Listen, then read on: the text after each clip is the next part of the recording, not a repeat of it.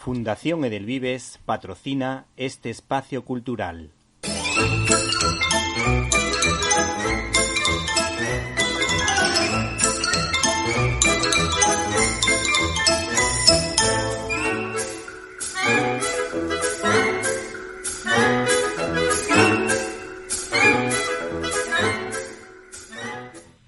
Nuestro invitado esta semana tiene el talento de Pelé, la magia de Laudrup, el instinto goleador de Klinsmann, el toque de Modric y la pluma del filólogo Miguel Pardeza. Responde al nombre de Marañón, Carlos Marañón, siendo el autor del libro Barullo en el área, el fútbol en 50 películas, editado por UOC. Buenas tardes.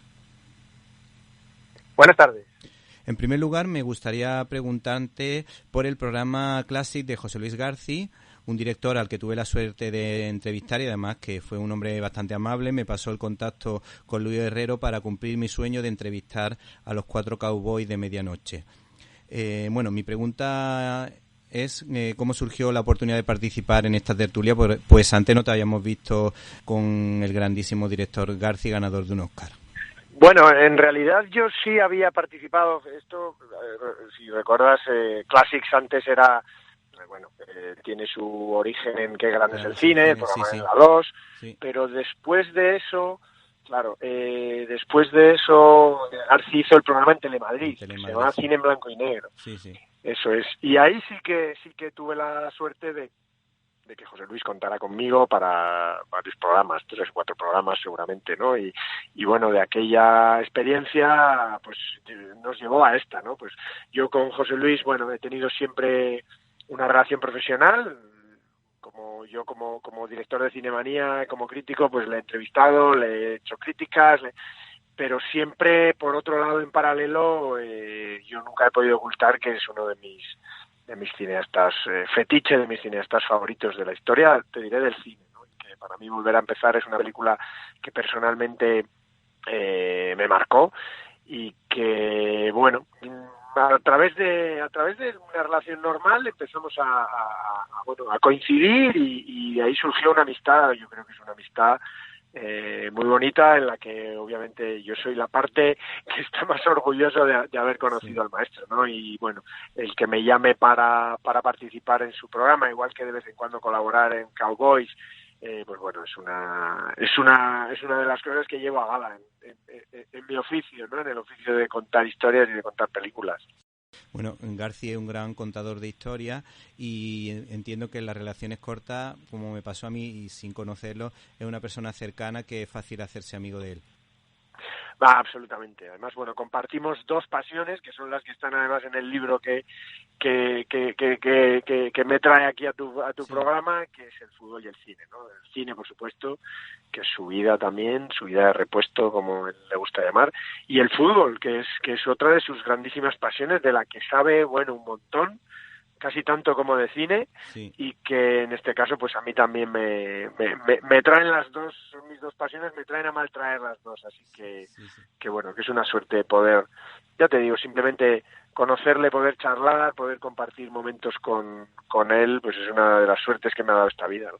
De García sobre todo me sorprende la forma en la que prepara las escenas para temas de boxeo, que me transmite muchísima ilusión por un deporte que le tengo cierta simpatía, pero vamos, no está entre mis favoritos. Pero luego, con respecto al fútbol, me ha llamado la atención la película Volver a empezar, porque yo la he visto 2 veces. La primera vez tenía 15 años y me pareció demasiada película para un niño de 15 años, pero la segunda vez la pude disfrutar muchísimo, pero la verdad que la parte del fútbol no fue lo que más me llamó la atención. Me llamaron otra serie de situaciones, bueno, la historia de amor, las situaciones que aparecían en la recepción del hotel, que me parecían realmente simpáticas. Y me ha gustado lo que dice al final, porque compara una obra maestra del cine español con otra de Campanella. Y si te parece voy a leer el final porque me ha resultado bastante llamativo. Pura atmósfera balompédica y fútbol real. El Sporting de García gana al Racing de Campanella por la mínima en este duelo intercontinental, la mayor rivalidad entre películas de fútbol jamás contada. Pues eso es, ¿no? Porque, como sabes, Volver a empezar ganó el Oscar. Sí. Volver a empezar, obviamente no es una película estrictamente de fútbol, ¿no? Es verdad que no se puede considerar. Pero el fútbol está contado de tal manera que a mí me parece muy emocionante, ¿no? En este caso no estoy de acuerdo contigo, ¿no? Pero sí que creo que ese escritor que vuelve a su Gijón natal y que recuerda cómo él jugó en el Sporting, ten en cuenta que para mí el Sporting es donde mi padre, que jugó ahí, conoció a mi madre, o sea que es una ciudad a la que adoro, y ese es un equipo al que le tengo muchísima simpatía, que es importante también en mi vida, ¿no? Entonces me llega mucho, ¿no? Pero me parece que está muy bien contado el sentimiento de un exjugador al que le homenajean, que vuelve. Están muy bien narradas las escenas de fútbol, son muy emocionantes a pesar de que bueno, es fútbol real. García pudo meter la cámara en el palco, en el terreno de juego, en un Sporting Atlético de Madrid, que siempre digo que es el palco de García, porque son sus dos equipos, los dos equipos de su pasión. Así que la verdad es que vincular eso a, recordarás, El secreto de sus ojos, ¿no? Cómo se resuelve ese asesinato gracias a la pasión futbolera que nunca se pierde, ¿no? Y esa escena en la que se recuerda eso, ¿no? Que uno es de un equipo y lo será hasta siempre, ¿no? Y que eso es lo que al final nos permite descubrir quién es el asesino en un partido que se juega en el que está Racing de Avellaneda, ¿no? Que es el equipo por el cual pierde un poco o las pistas conducen al asesino gracias a este equipo, ¿no? Yo siempre digo, bueno, pues que si el Sporting ganó el Oscar en Volver a Empezar, pues Racing de Avellaneda también debería casi ser lo mismo, ¿no? Pero es verdad que para mí es más importante el Sporting en Volver a Empezar que el Racing de Avellaneda en El secreto de sus ojos, pero bueno, en todo caso es una licencia, ¿no?, futbolera que me permite. Soy aficionado al Atlético de Madrid, tengo mucha simpatía por ese equipo, pero la verdad que el Sporting era el típico equipo que te caía siempre simpático desde el principio, además salían muchos jugadores de la cantera y gustaba muchísimo ver a estos jugadores que muchos han debutado y han participado y han estado muchos años en clubes importantes. Recuerdo incluso un chaval, Cela, que metió 5 goles en su primera temporada, pero lo dejó todo por los estudios y también me llamó la atención porque era un talento ese chaval y luego lo dejó todo por estudiar una carrera, que eso también tiene bastante mérito. Es cierto, ¿no? Es curioso, ¿no?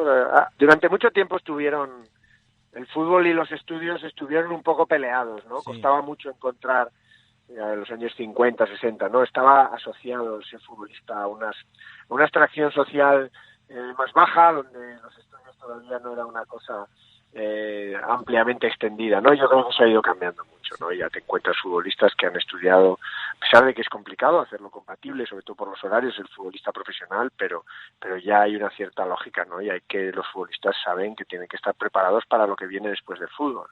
Muchos ganan mucho dinero, pero no todos. Futbolista profesional de segunda división, pues a lo mejor no va a tener su vida cubierta solo por su profesión los 10, 15 años que dure el fútbol, ¿no? Y tienes que prepararte y tienes que, bueno, encontrar otra cosa con la que seguir, ¿no? Así que, bueno, mi padre, por ejemplo, ¿no? Es un ejemplo de futbolista que siguió estudiando y mientras se convertía en futbolista y que pudo, una vez termina el fútbol, pues dedicarse también, completándolo con su pasión futbolística, completarlo con una profesión que bueno, que al final te permite salir adelante el resto de tu vida, ¿no? Pero tienes razón, siempre nos sorprende, ¿no?, cuando hay algún futbolista que tiene no tanto estudios, sino una pulsión intelectual, ¿no? Eso sí. Nos gusta, ¿no?, a los que nos gusta el fútbol, encontrar jugadores así. Sí.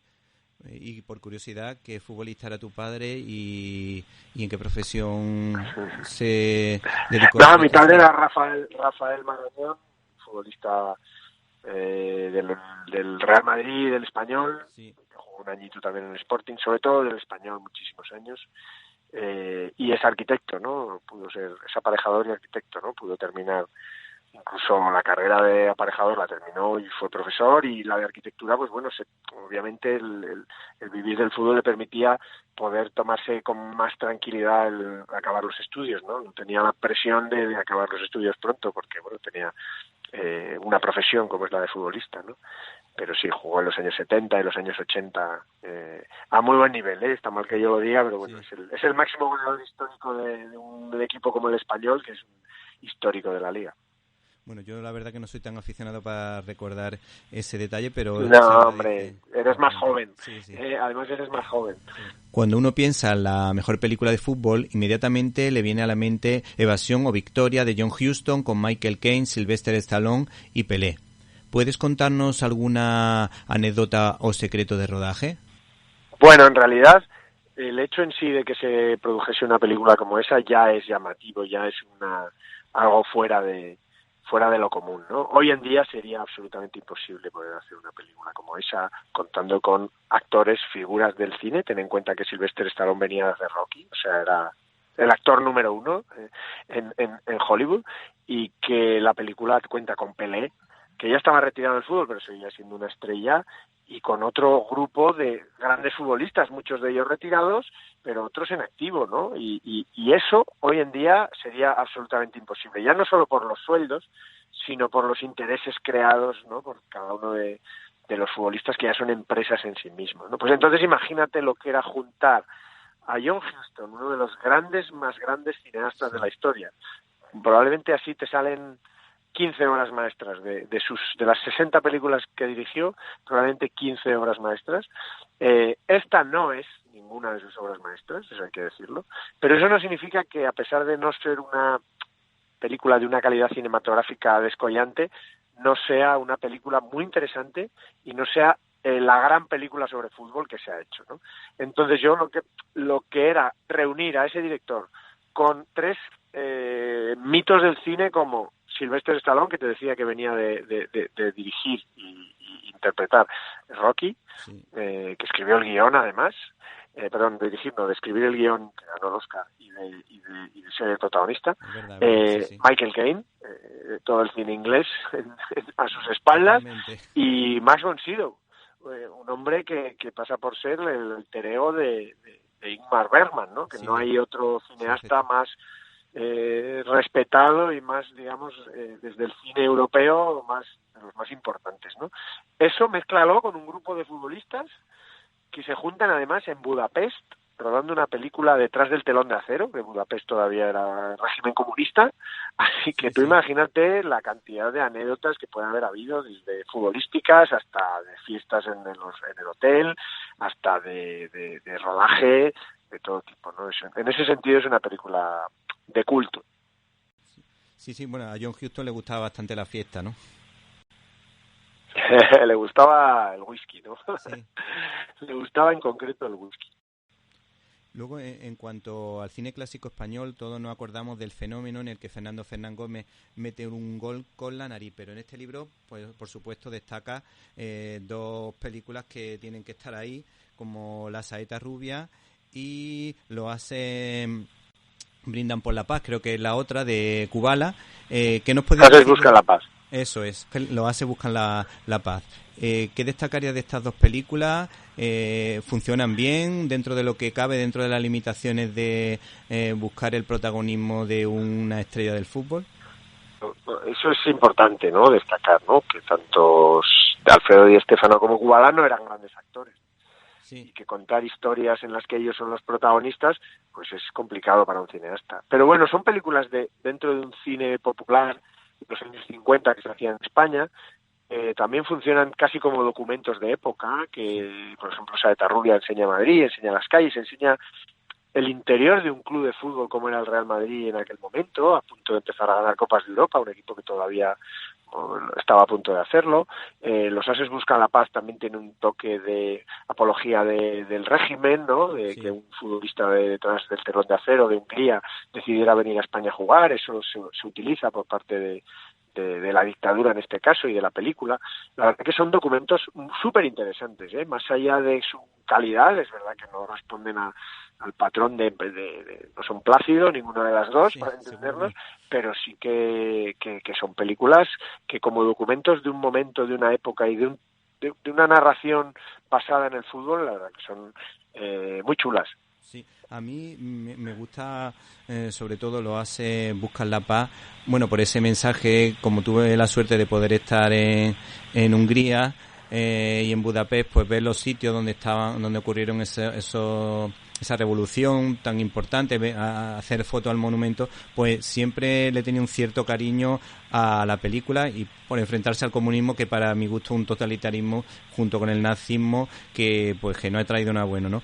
Pero me llama la atención que Hungría ha tenido buena relación con España, tuvo relación buena, porque también Bagdad, Ladislao Bagdad, el autor de Marcelino Pan y Vino, también vino a España y estuvo trabajando aquí.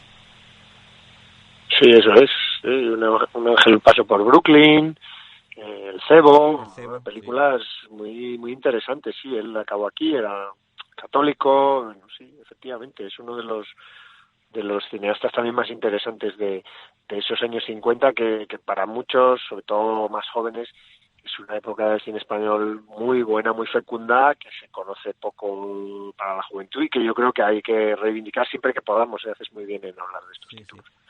Otro momento emocionante se produce, a mi juicio, en la obra maestra de Saavedra Heredia, Historias de la Radio, pues ante una pregunta definitiva de un locutor, un concursante, pues podemos decir que mete un gol por la escuadra. A través de una especie de metáfora, ¿no? ¿Qué es lo que destacarías de esta película? Porque creo que también aparece en este libro. Sí, aparece no como película sobre fútbol, pero sí aparece citada, por supuesto, la escena, y ese fui yo, Pichirri, y de penalti, ¿no? Porque es una pregunta que la hacen para que no pueda contestar y no se lleve el dinero de un concurso de radio.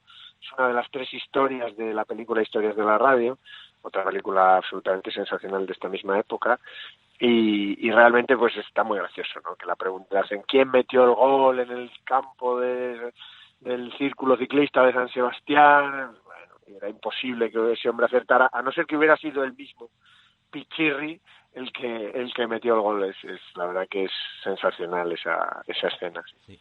A mí particularmente siempre me ha gustado el cine social. Hay gente que le sorprende que a mí me pueda gustar este tipo de cine, pero yo creo que los derechos de los trabajadores son fundamentales siempre que se defiendan objetivamente y teniendo en cuenta pues su rendimiento por un lado, y luego a las familias que están detrás, que no pueden quedarse sin una persona que pues pague todos los gastos.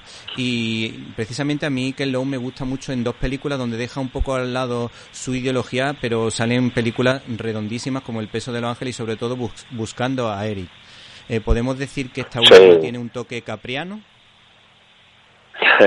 Pues sí, obviamente, como le pasa también a Ted Lasso, ¿no? La serie que ahora mismo está tan de moda, gana muchos premios y tiene un aire de ese espíritu, ¿no? Un poco optimista dentro de la tragedia o dentro del drama que se está viviendo, ¿no? Y por supuesto hay el papel de Cantona como especie de fantasma que aconseja a este Eric, que es un cartero al que la vida pues le va bastante mal, se mete en todos los problemas posibles. La verdad que está también el fútbol tratado de una manera muy nueva, muy diferente, en ámbitos sociológicos y psicológicos.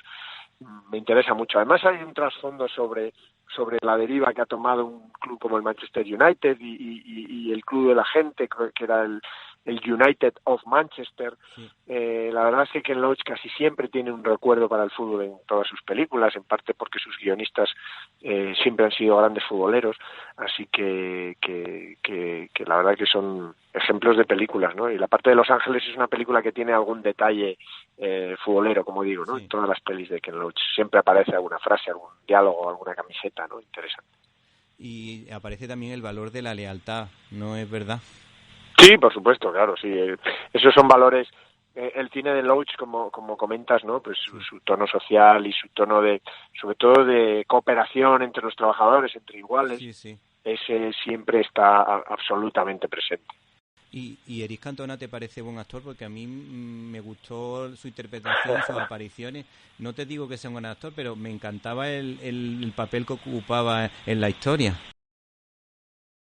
Sí, bueno, es un papel perfecto para él. Yo creo que él es una idea que siempre tenía, viene de ahí la película, viene de una idea suya, que él quería. Es un actor con mucho compromiso también social y político, siempre lo ha sido. Y yo creo que, bueno, no es que sea un actor del método, obviamente, pero sí es un actor con mucha presencia, ¿no? Su rostro aguanta muy bien la mirada, aguanta muy bien ante la cámara. La verdad es que también es un tipo interesante. Sí, a mí me gustaron también las jugadas que se seleccionaron, que me parecieron extraordinarias. Me sorprendió este hombre porque la verdad que pensaba que era una especie de Paul Gascoigne y no me luego realmente no es ese estilo, es otro tipo de persona. Nada que ver, no, es mucho carácter, mucha rebeldía, pero no, realmente, digamos que Paul Gascoigne es un juguete roto, ¿no? Es un hombre que problemas con la bebida, problemas de incluso físicos, no estamos hablando del mismo caso, así es. Por otra parte, el cineasta Tom Hopper, recordado por Los Miserables y El discurso del rey, se dio a conocer a través del fútbol con la película Maldito United, que tiene un grandísimo guión de Peter Morgan. ¿Cuáles son las claves para entender este trabajo? Pues yo vi esta película, me encantó, no recuerdo muy bien cuál era su argumento, pero sí tengo la idea de que la idea fundamental era la del fair play, el juego limpio, frente a otro tipo de actitudes.